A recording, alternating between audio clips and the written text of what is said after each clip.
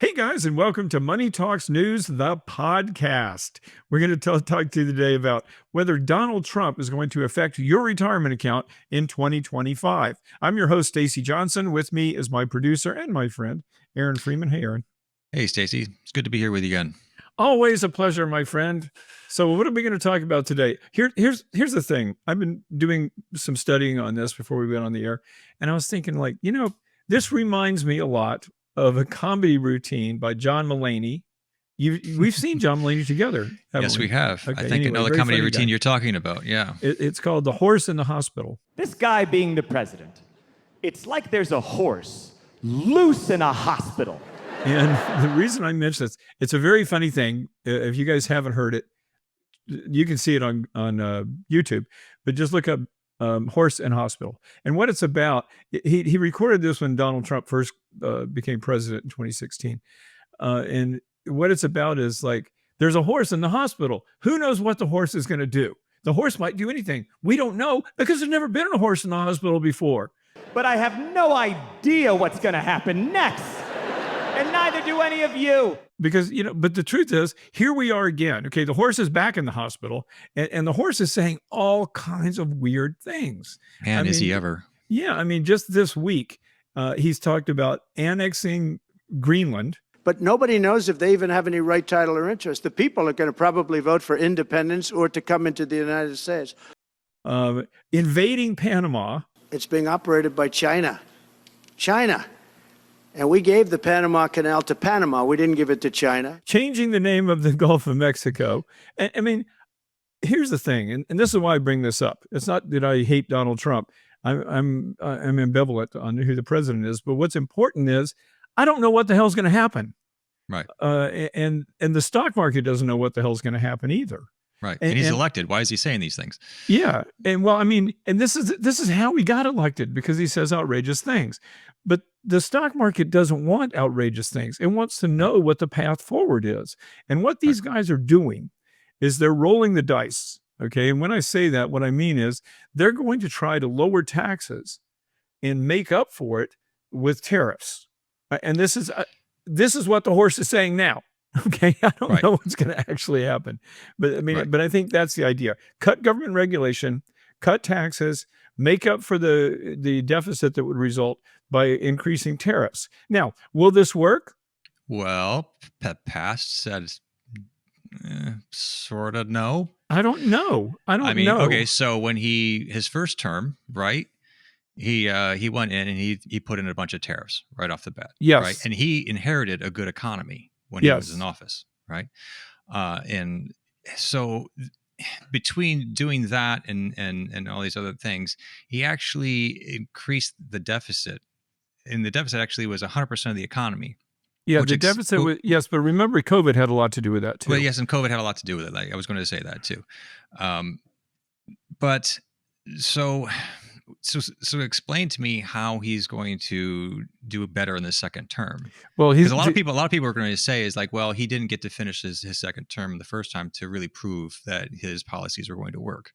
Well, we'll see what happens. But the point I'm really making here, Aaron, I was a stockbroker in 1981. Okay, I've been doing this for 40 years, and anyone who says this time it's different is generally wrong, because history does repeat itself, or at least it rhymes. But here, this is really weird because I really don't know which way to turn. I mean, there are some things here that make the stock market look very attractive in 2025. For example, less regulation means more profits. Lower taxes obviously mean more profits for companies, and that can translate into higher stock prices. However, if these tariffs do become inflationary, and if the deportation of millions of workers starts to affect the labor market, then that's negative, and I'm just not sure whether, I mean, I'm assuming that a lot of this stuff is a bluff. I don't think we're going to invade Greenland. I don't think we're going to deport 10 million people. And I hesitate to think that there's going to be an across-the-board tariff of 60% on every single thing coming from China. I don't think those things are really going to happen. But they might.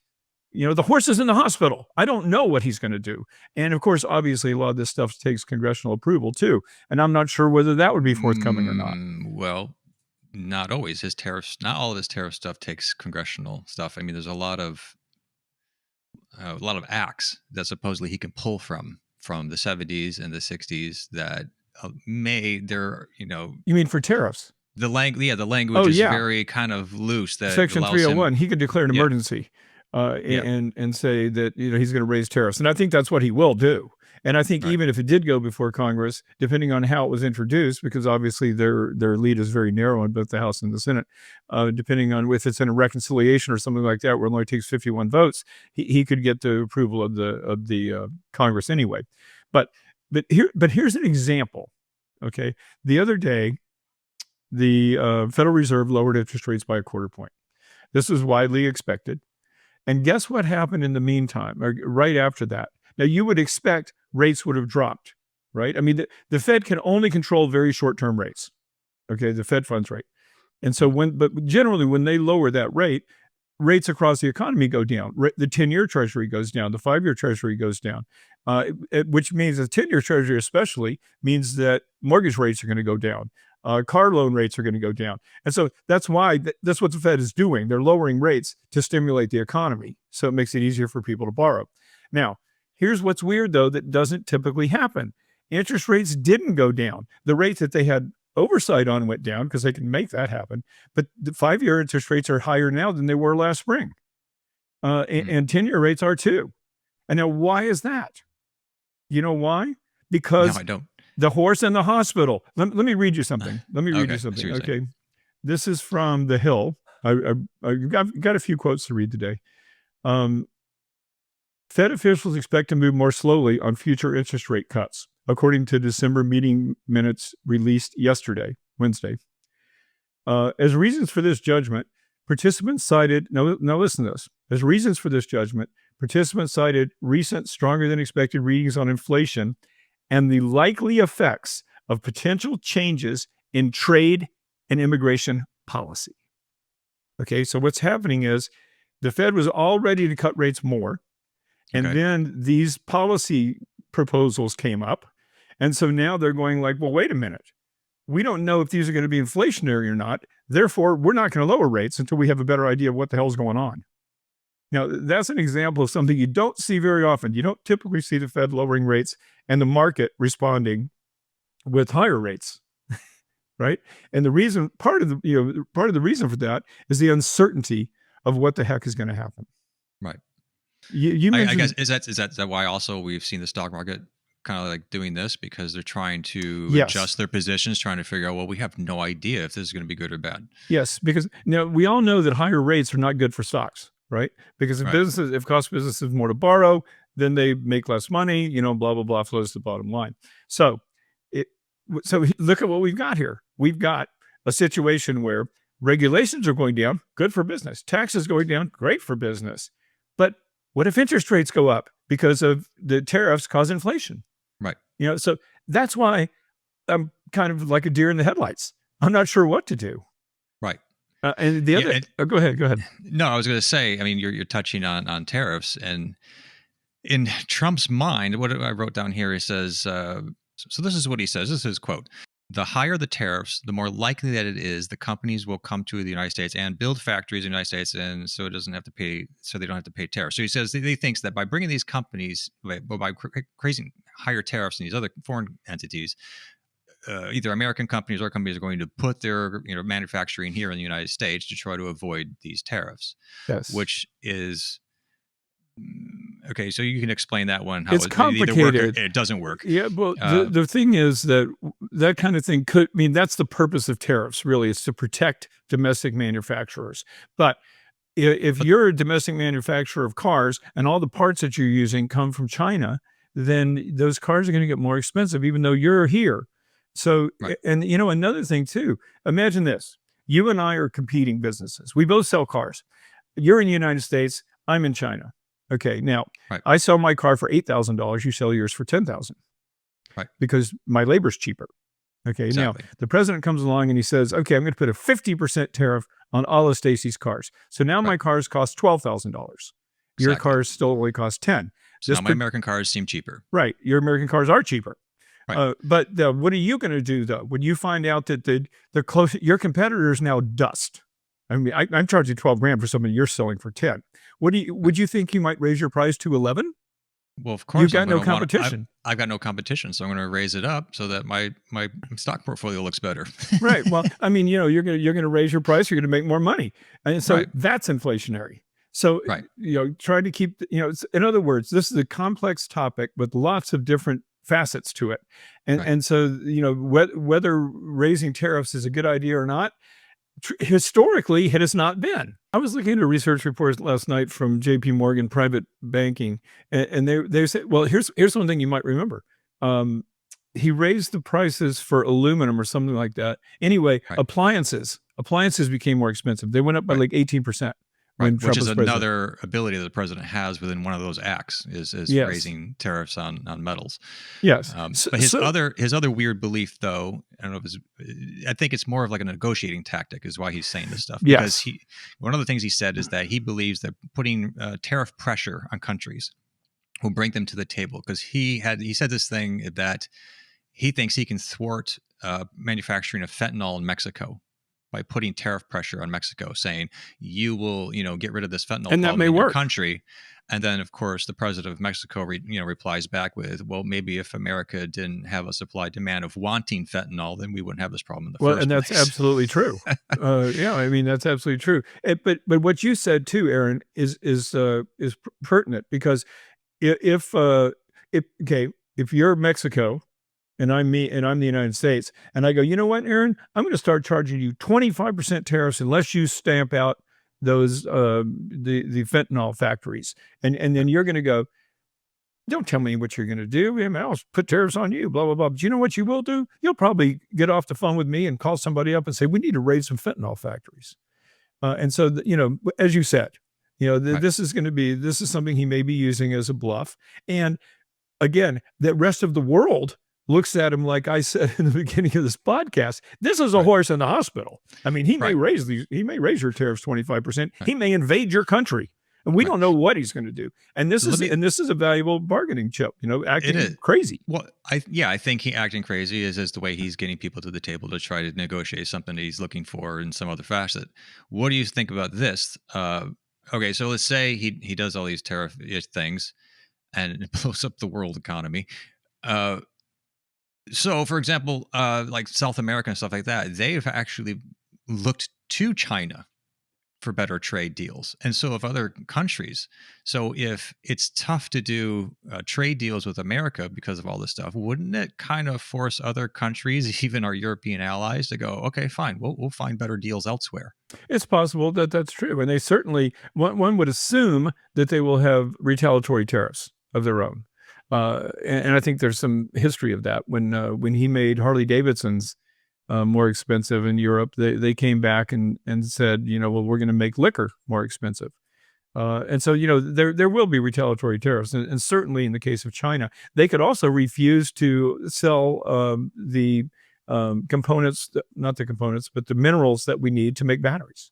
I mean, there's a lot of shit that can happen here. Pardon my Right. French. Right. And I think this is why you see interest rates going up when they should be going down. And until these stuff gets ironed out, until we see whether this is a bluff or the real thing, we're probably going to have higher rates because tariffs and exporting millions of people or deporting, millions of people is inflationary, period.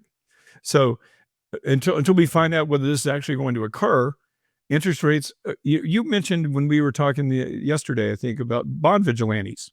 Yeah. So these are people who are this term, by the way, bond vigilante was coined by Ed Yardeni, who I know. I mean, I don't know. He's not a friend of mine, but I met him because I worked for E.F. Hutton in 1981, and he was the chief economist for E.F. Hutton. Anyway. Yeah.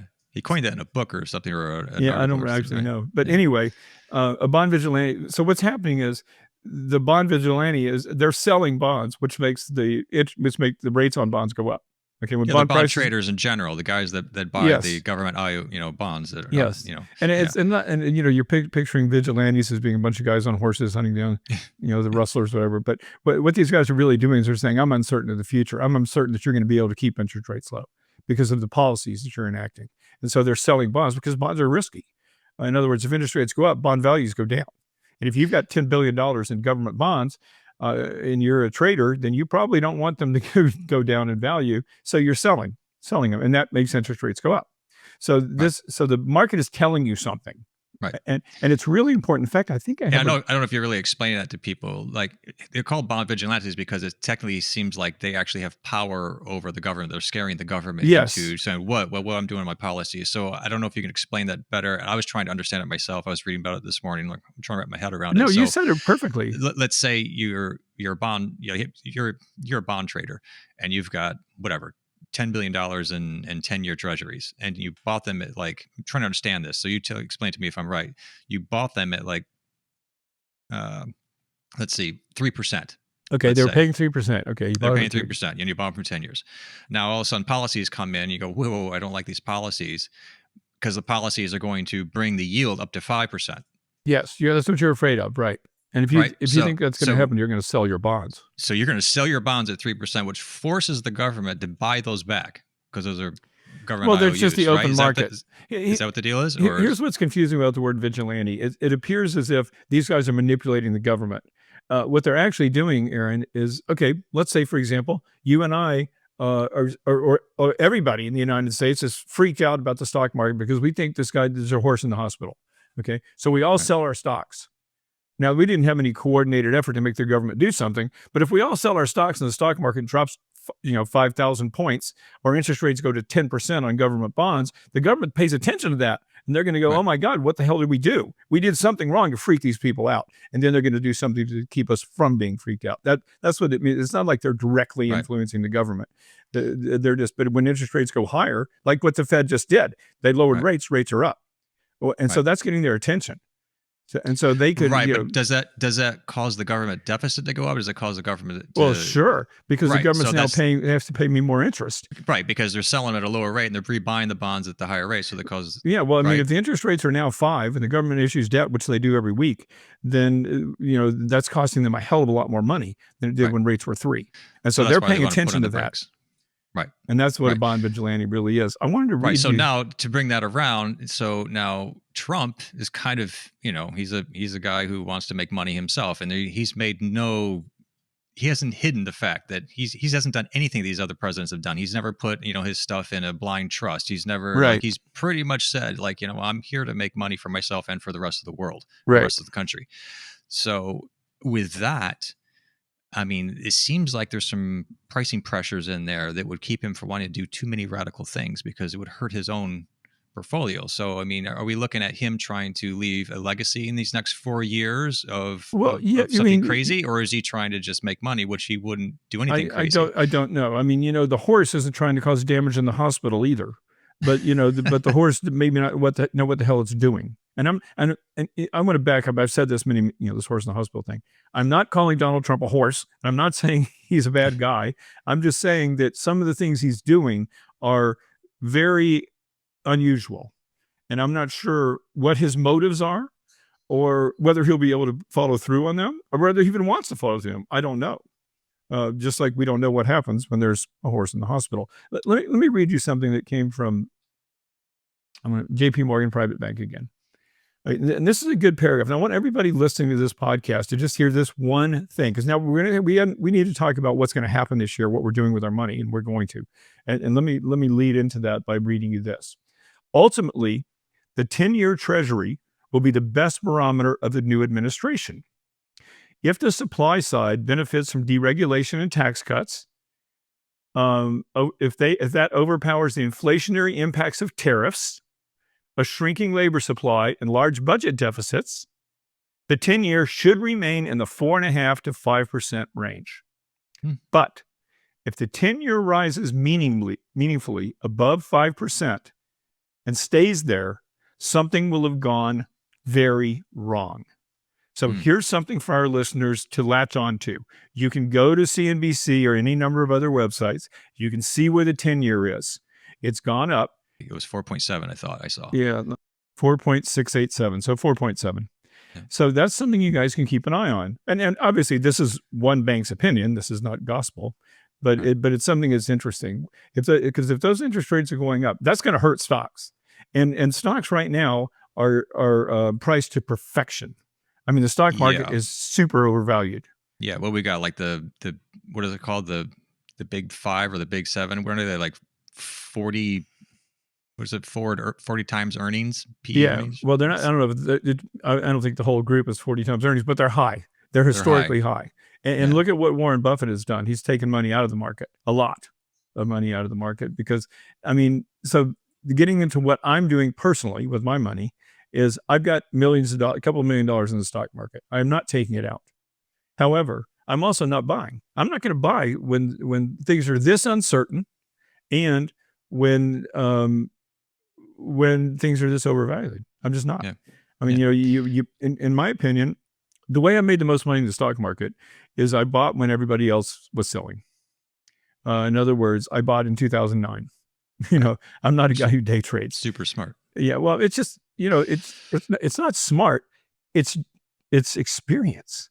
Okay. Well, for example, Trump's first term, there's a bunch of different numbers on this. Some people say 16, some say 14, but the gist is that the S&P 500 went up 14% during his first 4 years. Yes. Even with COVID and everything else. Now, we can put a chart in the podcast or somewhere there, but if you look at every chart for every president, there is basically a growth in the S&P 500. Yeah. Well, the market except goes for up times when there's times when there's like something cataclysmic, like World War II, or the Gulf War, or COVID, or the housing crisis. But I think I don't look at things like that. I'm sorry to cut you off, but you sent me a good New York Times article, showing why people lost money when they got out, the market during times of, so you're kind of alluding to that when you're saying I'm not out of the market. Yes. Can you explain to everybody, what that New York Times article was saying, as far as you could lose by trying to time the market? It's just this simple. I had Apple. I mean, I own thousands of shares of Apple. It made me $1 million, but I don't have a lot of it anymore. But when the last recession came, 2009, whatever the Great Recession, I sold some Apple prior to it going down, and it was smart. I mean, I don't remember what the prices were now, but I sold it, and I was right. It went down in value. But guess what? I didn't buy back in, because when you sell something, you got another decision to make now. Are you going to sit on, and you're often going to find yourself sitting on the sidelines, watching the stock market go back up. And as a matter of fact, when during the pandemic, I bought NVIDIA. I put $10,000 in NVIDIA. I was going to put in 20, but I was waiting for it to come down more. Guess what? It didn't. Now I made $250,000 on that, $10,000, but could have been $500,000. But the point is this: when your point first, the market tends to go up over time. It always has, because the American economy expands. To hell with the president. That's just what happens. I mean, the president can help, the president can hurt, but the economy expands, and businesses become more valuable, and the stock market goes up. So selling and trying to time the market is often a fool's game. The extent of timing I'm doing now is there are stocks I want to buy right now. I'm choosing not to do that because they're overvalued, and because I don't know what the horse is going to do in the hospital. And that's really all it comes down to. So if I'm a person listening to this podcast who's retired or going to be retired soon, and it really matters where this stuff goes up and down, I would be cautious about buying more. But this is why, you remember Miranda, our podcast host for many years, she would always say, dollar cost averaging, baby. You put it in now. And then if if I'm not buying now, but market keeps going up, at least I put a little in. And if the market goes down, it's going to be cheaper, and I can buy it then. So averaging in is still fine. But I would not take a lump sum of cash and buy the stock market right here. Would you? Okay, so let's talk about people that could be retiring within these next 4 years. What's your suggestion to them? I hope I'm one of those people. I mean, I am underweight in stocks relative to my net worth. So I would be, if you're going to need this money in a year, I would take some money off the table right now. I certainly would. I mean, you've seen how volatile the market is. It goes up 400 points one day and goes down 400 the next. And the reason for that is because of all the uncertainties out there. If I know I'm going to need money in a year, especially if I've got nice profits, and you should, if you're invested in any of the Mag 7 or whatever they're called, take some money off the table. Make yourself comfortable. The amount of money you should have in the market is very, very easy to determine. It's not a percentage. It's the amount that makes you not worry. You know, like I said, I've got significant money in the stock market, but I've got a significant money not in the stock market. So I ain't worried if the stock market falls 10 or 15%. I'm not happy. You know, I'd rather be richer than poorer, but it's not going to keep me up at night. If the amount of money that you're going to lose is going to have you staring at the ceiling, then you've got too much money in the market. And that's true, period, no matter what the market's doing. Does that make sense? That makes sense. Makes sense. Now, what about guys like me? You know, I'm in my 50s, and obviously we got some time, you know, before retirement. And I'm dealing with a lot of uncertainty here. You know, we've got, not only we don't know what Trump's going to do in the global market, but we also have pressures of AI, which we have no idea what that disruption in the workforce is going to be like. Some people say it's going to be great and it's going to be an economic boom like we've never seen, like a renaissance. And then other people are saying, well, it's going to be a transition period that's going to be rough. I think that's true. So I'd say, so with that, I mean, like you're saying, okay, well, the market's high. Should we say, okay, well, are we pulling money out and investing in other little companies that are not like the 40? I would be careful about doing that. You know what you might want to do, Aaron? You might want to get an AI ETF, so you're not putting all your money on one, which in my opinion would be NVIDIA, but you're not putting all your eggs in one basket. But and I don't think there's anything wrong buying NVIDIA either, but especially on pullbacks. But buying an ETF and then average in, because I'll tell you what, I am positive. I could be wrong. I've certainly been wrong many times before, but I am positive AI is going to change the world. I am also positive that this is like investing in the internet. I mean, I miss the internet. I mean, I didn't because I owned Apple and I owned Microsoft, but the point is, it was way bigger than I thought it was going to be. Smartphones, way bigger than I thought they were going to be. You know, I bought Apple because of what was the little music player they had, Aaron? Oh, the little iPod. I bought that because of iPods. And it just so happened they invented iPhones right after that, and I got lucky.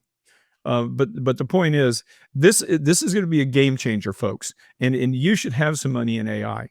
And the safest way to do that is an AI ETF. And you can easily look up, which I do stuff like this all the time. Just go to AI or go to Google and say, what's the best AI ETF? Just like that. And then do a little reading and buy some of this, because this stuff is going to change the world. And maybe not in totally positive ways either, because a lot of people, I'm doing stories now with AI that cost me less than a cent. And I'm paying people $500 to write stories for this website. So, you know, this is a game changer. It's a game changer for me as a website owner. It's also a game changer for people who are charging me $500 to write a story. Now, let me hasten to add that the AI stories are not as good as the stories that are sourced by real humans that went to college and are journalists. But how far away is that future when it will be? So if I'm that writer or that video producer like you, Aaron, I might be concerned about my future. Yeah. It's tough. I read a lot about this stuff, and there's two sides of the coin to this thing. And there's a lot of people that are positive, who are actually people that are pushing it, and there's a lot of people that are in the game. They're actually coders. They're actually the ones doing this, and they're saying, "I don't see anything good for society out of this thing." I can't imagine that a lot of people aren't going to lose their jobs.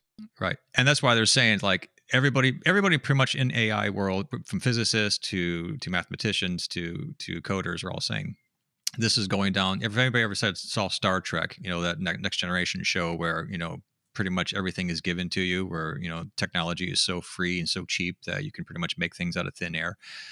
They're saying this is where it's going. Yeah, eventually. I think it will. There's a utopia ahead.